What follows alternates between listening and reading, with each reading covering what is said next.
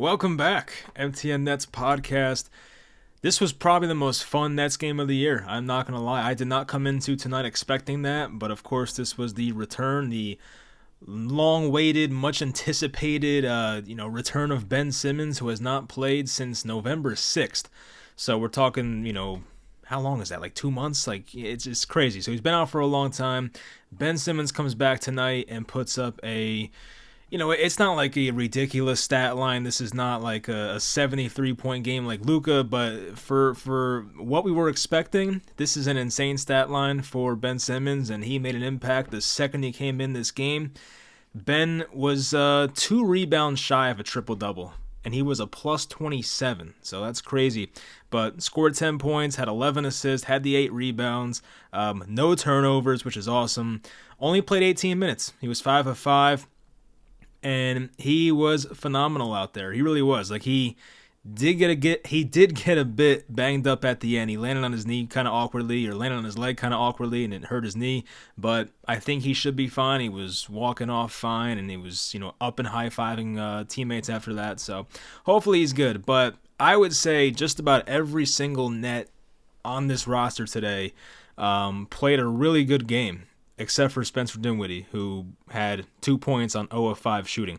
But besides Spencer, every net was eating today, and it was a very fun game. They scored 147 points, so they win by 33, which has to be their largest margin of victory the entire year. So, and I think the broadcast said the Jazz were 1 game away from an NBA record of scoring 120 points or more in I think it was 8 or 9 consecutive games. So this was a Jazz team that was scoring very well, but the Nets held them to 114, which is crazy because if you said you held someone to 114 10 years ago, they'd look at you sideways, but that's the state of the NBA today. But yeah, the Nets played pretty solid defense for the most part. The rebounding was a bit of an issue early, but it got better in the second half, I felt like, but, the Jazz had more size. I mean, they were starting John Collins at center, but then when they have that second unit with Walker Kessler in there, it got a little tough, and they had Olynyk too. But, yeah, a lot of bright spots today, so a lot to look forward to in this one. Hope you all enjoy, of course. Leave a like, it always helps out, and let's get into it. Normally, I would go in order and start with Cam Johnson, but I feel like it's a special night for Ben Simmons, so we'll start there. Obviously, he came off the bench. That was a bit of a debate, would he come off the bench? Would he start? I expected him to come off the bench, so I was not surprised when I saw that. But I will say I was a little bit concerned about would they keep Cam Thomas in the starting lineup, and they did. Of course, DFS got hurt last game, hurt his ankle. It shouldn't be that bad. He doesn't seem concerned, apparently. But he's already been ruled out for Wednesday's game against the Suns, so he probably won't be back until at least Saturday. I think they don't play till. I think they play at Philly on Saturday in 2 more games. So yeah, that's unfortunate, but hopefully he rests up. Obviously, he's a guy that a lot of teams are looking to trade for. So hopefully for the Nets' sake, they get a good package for DFS and ship him off. We'll see what happens. If not, he's a good guy to keep around. But I just feel like he's 30. Has a lot of value right now. You should probably capitalize on that, but we'll see what happens in the coming week and a half or so. But anyway, Ben Simmons, before I got distracted, 10 points, plus 27, 11 assists, 8 rebounds, and, I went over the stats before, but the eye test is what really, just stood out in this game for him. I kind of looked obviously with a guy like Ben Simmons who hasn't played in so long, I was watching his every move in this game and just paying attention to the body language and how he was moving. And I think at first he was still adjusting and getting used to the flow of an NBA game. But, by the time the second half came around, he was pretty much up to speed and, he came in right away and made an impact. I think he came in the game, it was 22-20. I think the Nets were winning. And by the time Simmons subbed out, I think it was 36-20. So they went on a 14-0 run the second Ben Simmons came in the game. Simmons had a couple assists he had Lonnie Walker for a 3 in the corner. I believe he had Royce O'Neal on a pass on the wing. and he had a great pass to Royce O'Neal, like a no-look kind of pass, and Royce was, standing underneath the basket by himself, basically, and no Jazz teammate was in sight, so an easy layup there for Royce O'Neal, but just great vision by Ben Simmons, and I know he's never going to be a great shooter or probably score over 20 points for us, but he does everything else at such a high level that he helps this team, and it makes you start to wonder. Like, I was kind of like sad thinking about it. Like, where could this team have been if he was healthy the entire year? And I don't think the Nets would ever be championship contenders or anything like that. But you think about how many close losses this team's had this year and how many of them could have been prevented if Ben Simmons had been healthy. Like, you just look at the past couple weeks, right? Like, there was the game in London against the Cavs, but the game before the Cleveland one, you had the overtime loss at home versus Portland, right? They probably should have won that game. They had the game versus the Heat where they lost by 1 point in overtime. That could have been very winnable. You had the loss at Portland where the Nets blew a 9-point lead in the fourth quarter. You had the game versus the Clippers, where, of course, they blew the 15-point lead in the fourth quarter. The game versus the Knicks, where they blew a 9-point lead in the fourth quarter. The game versus Minnesota, where that was actually a game I did not watch any of it. I saw the highlights. That was the first Nets game I missed, like, the entire thing in a long time, but I was pissed. After that Knicks loss, I was very, just pissed off with this team, and I had other plans, and I was like, you know what? I'm not letting this team ruin my night. I'm going to go out and have a good time, and, I checked the score, and I was like, oh, of course they lost by 2. What a surprise, but yeah.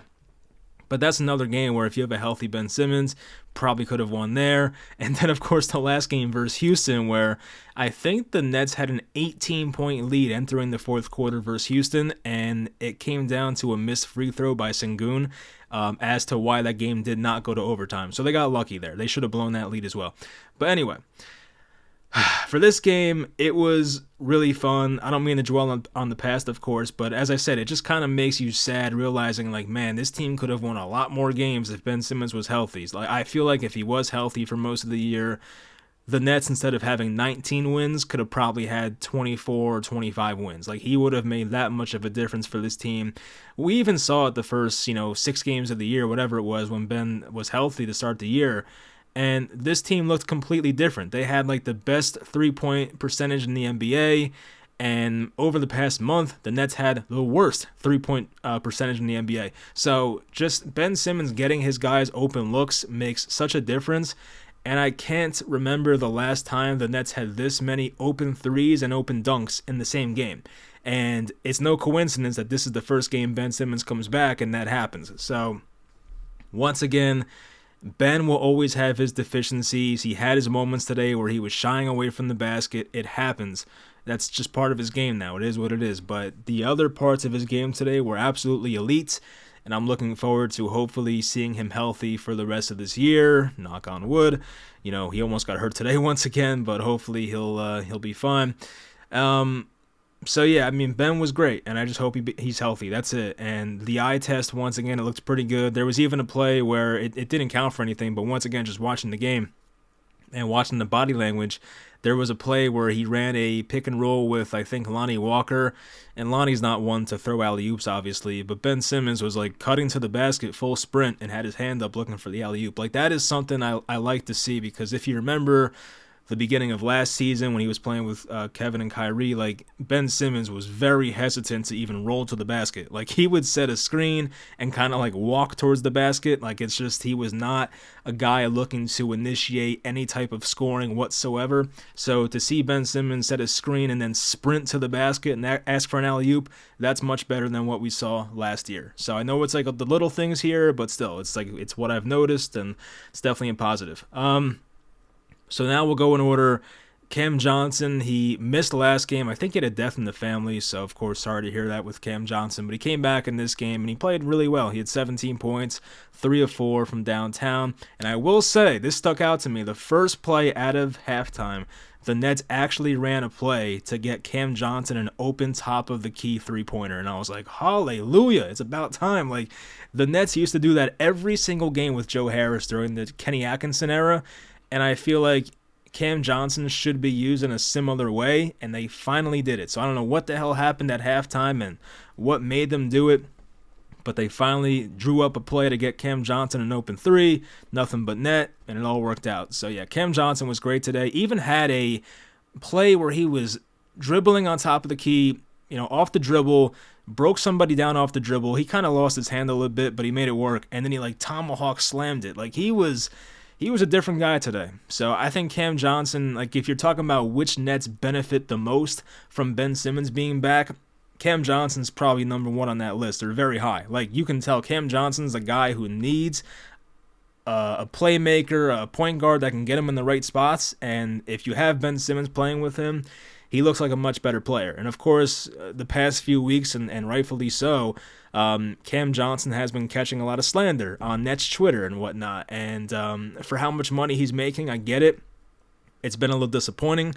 But if he plays like this and has a point guard that can set him up, he's probably going to be close to worth that contract. So I mean, that's great to see. Definitely leaves me a little more optimistic about his future here on that contract. Mikal Bridges was 12 of 24, 6 for 14 from 3. That was pretty good, of course. He made a bunch in a row at one point. Perfect at the line on 3 foul shots. He had 3 rebounds, 4 assists, had 1 steal, only 1 turnover, 33 points for Bridges, who has been playing much better lately. Got to give him credit. I do want to go back and look at his recent games because I feel like Bridges, he's had his moments, of course, this year where it's kind of been like a roller coaster. He started out the year very terribly. Then they had that West Coast trip and he was scoring a bunch of points. And then after that, he was bad. Now he's back good again. So I don't know what to expect going forward, but Mikal Bridges was really good in this one. So ever since January 5th, so we're talking almost a month ago, he had the 42-point game, 2 26-point games, a 21-point game, 17, 26, 36, 21, 19, and 33 tonight. So he's been getting better with the scoring totals and shooting the ball better. But, I think we know what Mikal Bridges is by now. He's never a guy who's going to, average 28 points per game or something crazy like that. Right now he's at 21 per game.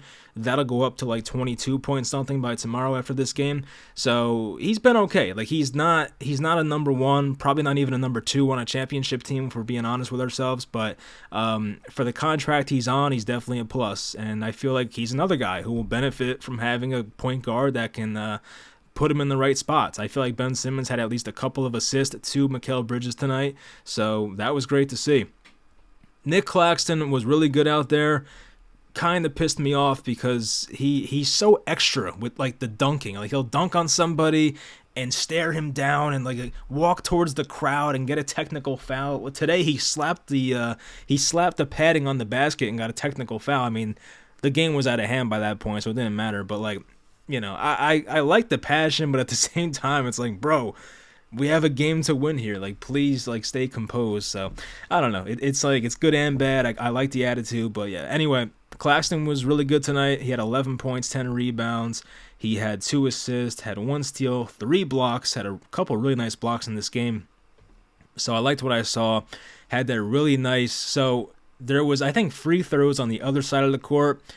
And Claxton and John Collins kind of got into it. I think Claxton kind of slapped his hand away. And you can tell Claxton was a bit pissed off. So on the next possession, Claxton went down. The Nets missed a shot. Claxton grabs this offensive rebound with one hand and just curls it.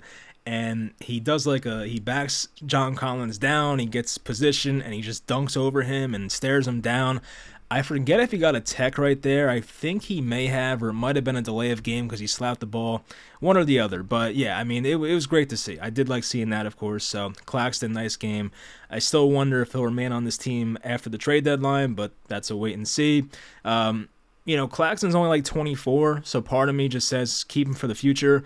But if the Nets don't feel he's worth the money he's asking for, which maybe they don't, and we know how the Nets are with centers, the Nets kind of filter through centers. That's how they've been during the Sean Marks era. If they don't feel that if they don't feel that Claxton's worth the money he's asking for, and they're not going to re-sign him, they're obviously not going to try and lose him for nothing. So there is a realistic possibility that Claxton is traded. And, for me, it depends what they get in return. I would not say Claxton's untouchable. I would not say he's untradeable. But if you get a good enough package for him, then, I can deal with it. I like Claxton. He's been a Net for He's probably the longest tenured net, right? He has to be. Yeah. So, I mean, he's been on this team for a while now, but, if they get a great package and it's better for the team's future, then, so be it. Speaking of getting a good package, I mean, Spencer Dinwiddie, I cannot wait until he's traded. Of course, he's had good moments here, but he just seems checked out once again. He was a bit better in the second half, had 8 assists, had a couple alley-oops in the second half. Almost had 3 alley-oops in a row, but I think Claxton missed an easy one. So, he had a nice stretch there for a bit, Dinwiddie, but he got a technical as well for arguing with a ref, which we have seen that plenty of times, obviously. So, Dinwiddie, good luck at your next destination. It won't be here. And I would say Dinwiddie, once again, was the one guy who probably had an off night. Aside from that, everybody else played well. Even Cam Thomas, 31 minutes. He was 8 of 16, 4 of 5 from 3, perfect at the line on 5 foul shots, 7 rebounds, had 1 steal. He had no assist. Okay, I mean, that's not good. But, once again, I feel like his playmaking has been okay. He's definitely looking to get guys more involved. The Jazz played a lot of zone tonight, and it was weird. The Nets were looking to put Cam Thomas in the middle of that zone. They were putting him, at the foul line, basically, on offense, and he was like a guy trying to break down the zone. It was very weird how they were using him, because most times the guy playing on the foul line when you're playing against the zone would be a big guy who can at least catch the ball and just look around and pass to the open shooter. But the Nets had 6'3" Cam Thomas sitting there, and it was kind of working. He was breaking guys down and getting his shots, so it all worked out, but kind of weird how they were using him there. But he had a very impressive stretch in this game. Had a couple nice threes in the first half, got to the basket when he wanted to. He may have had a couple bad possessions, but it happens. That's kind of what Cam Thomas is at this point as he continues to grow. He turned 23 recently, so he'll be fine. But I've seen a lot of improvements in his game, and he's a guy the Nets should be looking to build around. But I don't know how they feel about him. That's the truth. I have no idea how the Nets feel about Cam Thomas. Actions do speak louder than words, and I feel like based on their actions, sometimes they're not very thrilled with Cam Thomas and don't play him as much as they should. And I forget exactly what the records are, so don't hold me to this, but the Nets record when Cam Thomas starts, they're I forget what it is now. I'm gonna look this up though, because it's gonna piss me off. But the Nets record when Cam Thomas starts is so much better than when he comes off the bench. If you remember, when Cam Thomas first got benched and, he was not starting anymore, the Nets went on that horrible run where they went 3-15 over 18 games. Here it is. All right, so the Nets, when Cam Thomas starts, I believe they are now, what are they? I think they're 13-10 now. It's either 12-10 or 13-10, which is fine. Cam Thomas, when he comes off the bench, the Nets are 2-13. I mean, obviously that's horrible. So when Thomas starts, they're above 500 by a couple games, and when he doesn't start, they're 2-13. So it does not take a genius to realize, hey, this guy should be starting. So hopefully that continues, and especially if and when Dinwiddie gets traded, which I still think he will, that'll open up more minutes for Cam Thomas, which is great. So I'm looking forward to that. Who else we got here? So yeah, Cam was fine today. Royce O'Neal was making his shots. Can't complain. I think Ben Simmons' first assist was to Royce O'Neal. It was a weird possession. I feel like it was a 2-on-2, and Ben had a smaller guy on him, and he probably should have taken it to the rim, but he just threw it out to Royce O'Neal, who took a dribble, step backwards, and knocked down a 3. So that worked out. But yeah, Royce O'Neal was fine today. Had some nice rebounds too, some big man rebounds. He was not the biggest guy out there, but he was getting rebounds over bigger players, had 2 steals, 2 blocks, 4 rebounds, 2 assists, had 11 points. So a good day there. Trenton Watford, Harry Giles, Noah Clowney, those guys played. I saw Giles knock down a corner 3. Clowney got to the free throw line, knocked down both his foul shots. Clowney had 2 rebounds, 1 assist. So I do hope Clowney plays more. I'm intrigued, but we'll see what happens. Ben Simmons, we went over already. Dennis Smith Jr., 13 minutes, 5 of 8, had a really awesome play. I think right before the half, or it might have been middle second quarter. But he stole the ball from Jordan Clarkson, and he tomahawk slammed it on the other end, and kind of got in Jordan Clarkson's face a bit, and it didn't escalate to anything. But that's how Dennis Smith Jr. is. He's definitely a dog. So 4 assists, 2 steals. He was good tonight. I mean, once again, Couldn't make a three-pointer on 2 attempts, okay, but going to the rim, playing defense, he was very effective out there. Lonnie Walker, a good game, 1 point shy of 20, had 19 points today, 26 minutes, which is nice to see. I want to see him play more minutes. 7 of 14 from the field, 4 of 9 from 3, 1 of 2 at the line, had 4 assists, 1 steal. And Lonnie had this really cool pass, and he had a really nice buzzer beater. So the pass, it was weird because I think RJ said it on the broadcast too. Like, he was not supposed to cut to the basket in that situation because I think Ben was also on his side, and you're probably not supposed to backdoor in that situation. But for some reason, Lonnie Walker backdoors. He got the ball. He threw a pass behind his head, over his head, and Ben Simmons was there for a layup. So that worked out, and there was a really cool play. The Nets inbounded the ball with like 3 seconds to go. Quarter was coming to an end, and Lonnie Walker dribbles up and takes a three-pointer where he jumped behind the three-point line and kind of like ended up over the foul line. Like, he took one of those threes, a running three, banked it in. I think Dwayne Wade, like a while back, had a game winner like that against somebody. I think it might have been against Chicago in like 2009 or something, but kind of reminded me of that in a way. But yeah, he made a great play there. Lonnie Walker was definitely a positive. Almost had a great ankle breaker in this game, could not make the shot, so that was a shame. But yeah, I mean, just a great game overall. This game definitely leaves me intrigued about this team and where they can go with Ben Simmons. Wednesday's going to be interesting. Like, I was going to wait to react until Wednesday's game because obviously that's the Kevin Durant return, and you know, there's definitely some potential bad blood there. I don't know, because I'm sure you guys have seen the KD quotes about like he doesn't want a tribute video at the Barclays Center for him because he feels like he didn't accomplish anything, and you know, he never connected with the fans, which I don't understand because Nets fans definitely loved him, but whatever. So we'll see if they do a tribute video. I think they will. But 8:30 game on Wednesday, ABC. So tip-off's an hour later than usual, but it is what it is. But that'd be a fun game to win. I hope they do. I think Phoenix played tonight. I forget if they won or not, but they've lost like 2 straight. So, you know, they definitely hit their stride at one point. They're kind of falling back now, but we'll see what happens. Phoenix is a weird team, very hit or miss. I know Devin Booker's going crazy lately, so hopefully we guard him well.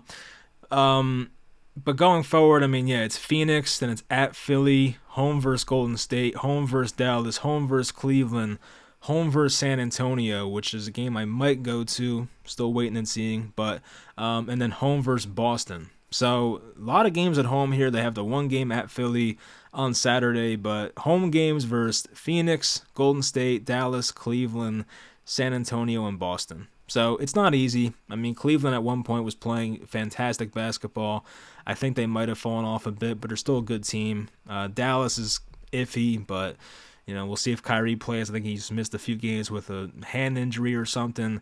Golden State, they're also a weird team right now. I feel like their roster is still pretty good, but they're not playing good basketball.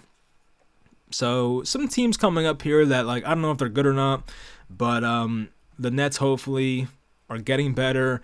Hopefully Ben Simmons is healthy. His minutes get up, you know, every game, and you know, hopefully he's a guy that can average. I'm not gonna ask for 10. Give me like 8 points, 10 assists, and 9 rebounds per game, and I'm pretty happy with that. So I'm not asking for much, Ben Simmons. So just stay healthy, put up decent numbers, and I'm happy. So we'll see what happens with this team. But yeah, once again, it sucks. I feel like they should have more wins than 19 right now between the blown leads and, you know, not having Ben Simmons for pretty much the entire year. Like, they probably should have won more games, but there's still a lot of season left. The trade deadline's not happened yet, so a lot can change here in the next couple weeks.